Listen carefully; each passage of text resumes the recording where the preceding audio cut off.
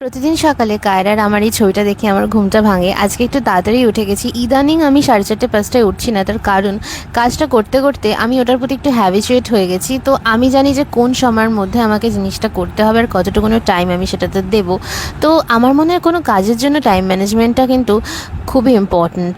তো সেই জন্য আমি এখন 5:30-তে উঠলেও আমার সব রেডি হয়ে যায়। তো আমি যতটা চেষ্টা করি যে কায়রাকে একটু হোমমেড খাবারই দেওয়ার, বাট সবসময় তো হয়ে ওঠে না, শরীর সবসময় সাথ দেয় না। তাই তখন তো একটু হয়েই যায় যে বাইরের কেক পেস্ট্রি ওকে দিতে হয়। তো চলো, আজকে ওর জন্য আমি চিলা বানাচ্ছিলাম, এদিকে আমি একটু ভাতও বানিয়ে নিয়েছিলাম ওর জন্য। তার কারণ অতটা দূরেও স্কুলে যায়, তাই জন্য চেষ্টা করি ওকে একটু খিচুড়ি টাইপের ভাত করে দেওয়ার। ওই 1-2 গরস চাই খায়, সেটাই আমার মনে হয় মনের একটা শান্তি।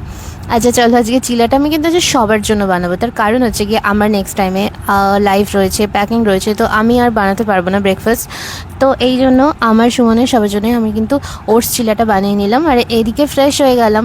ফ্রেশ হওয়ার পরে একটু ডিটক্স ওয়াটারটা রেডি করে সেটা ফ্রিজে রেখে দেবো। আর সব কিছুই অসম্পূর্ণ মহাদেব আর বজরংবলী, লোকনাথ বাবাকে সেবা না দিয়ে। তো চলে গেলাম আমি বজরংবলী সেবা করতে। আর এই দেখো, এই রাখিটা কায়রা বজরংবলীকে রাখির আগেই পরিয়ে দিয়েছে। একজন বসে ল্যাদ খাচ্ছে আর আরেকজন বাথরুম থেকে উঁকি মারছে, দেখছে আমি ভিডিও বানাচ্ছি। আর লিপস্টিক তো আমার লাইফে সব কিছু, মানে যা কিছু হয়ে যায় লিপস্টিক পরা যাবে। আমি রেডি হয়ে গেছি, ওকে এখন স্কুলে দিতে যাব।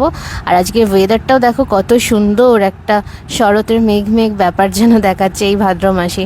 চলো, দেখা হবে নেক্সট ব্লগে। সবাই খুব ভালো থাকো, টাটা।